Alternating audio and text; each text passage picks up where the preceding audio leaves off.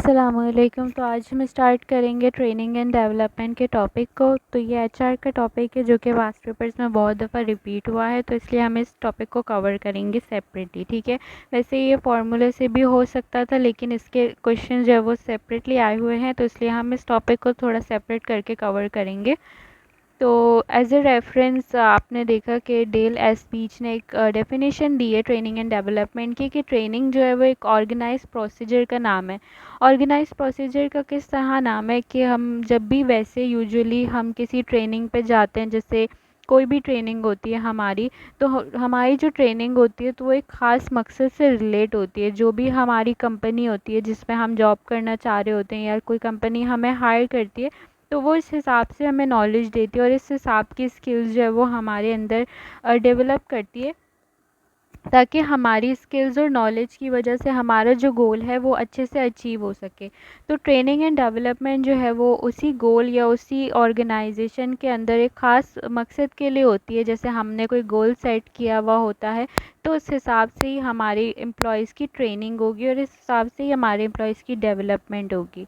ठीक है, तो ट्रेनिंग एंड डेवलपमेंट के अंदर जो है वो हम अपनी एफ़र्ट्स को जो है वो प्लान करते हैं। उसके बाद जो है वो हम जॉब रिलेटेड बिहेवियर को जो है वो फैसिलिटेट करते हैं, ताकि हमारे जो जॉब है उससे रिलेटेड ट्रेनिंग हो सके एम्प्लॉयज़ के अंदर। ठीक है, अगर एम्प्लॉय हमारा ट्रेन नहीं है, उसकी ट्रेनिंग में कोई कमी है या उसकी डेवलपमेंट में कोई कमी है, तो ऑब्वियसली हमारी ऑर्गेनाइजेशन का लॉस हो जाएगा।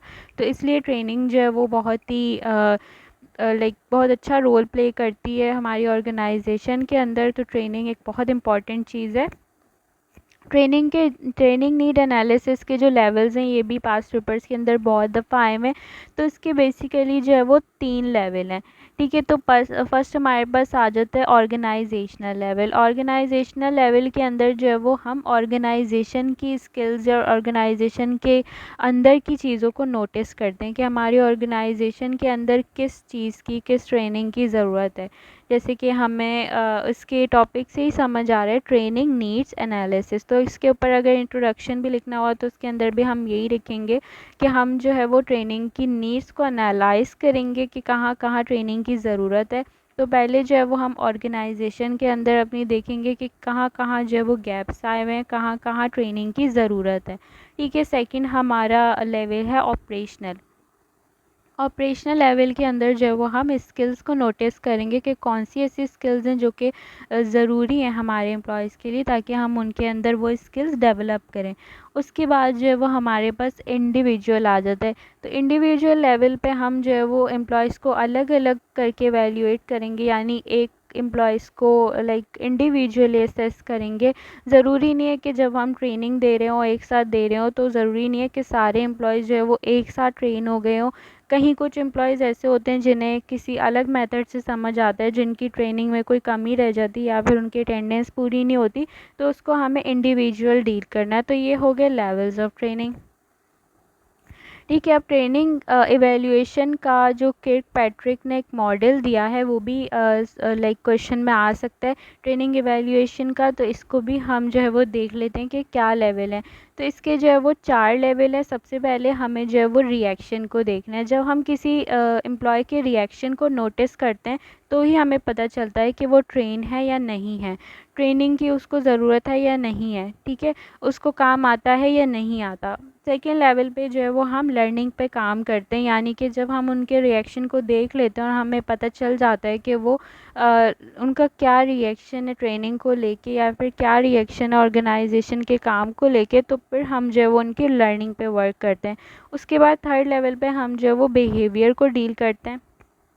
बिहेवियर को डील हम इस तरह से करते हैं कि जब हम ट्रेनिंग के अंदर लर्निंग को इंक्लूड करते हैं, उसके बाद हम ये देखते हैं कि अगर हमने लर्निंग इंक्लूड करी है तो उनके बिहेवियर में क्या चेंजेस आई हैं।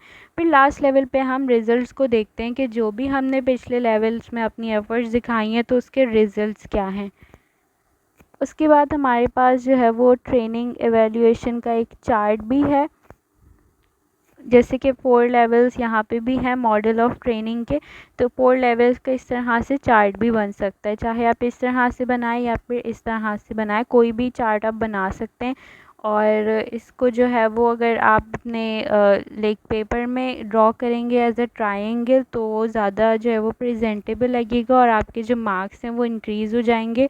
के कंक्लूजन में, इस टॉपिक के कंक्लूजन में ये हो सकता है कि ट्रेनिंग एवेल्यूएशन जो है वो हमारे ऑर्गेनाइजेशन में बहुत अच्छा रोल प्ले करती हैं, क्योंकि बहुत ज़रूरी है एम्प्लॉयज़ की ट्रेन करना। अनट्रेन एम्प्लॉयज़ जो है वो हमारी ऑर्गेनाइजेशन को लॉस की तरफ ले जा सकते हैं। और ट्रेनिंग मॉडल्स और ट्रेनिंग एवेल्यूएशन जो है वो बहुत अच्छा लाइक हमें हेल्प आउट कर सकते हैं हमारी ऑर्गेनाइजेशन को अच्छा चलाने के लिए और हमें प्रॉफिट जनरेट करने के लिए। ठीक है, आई होप सो ये वाला टॉपिक क्लियर हो गया होगा और मैं इसकी भी क्वेश्चंस आप सबको सेंड कर दूँगी ताकि आप वो अटैम्प्ट कर दें। ओके।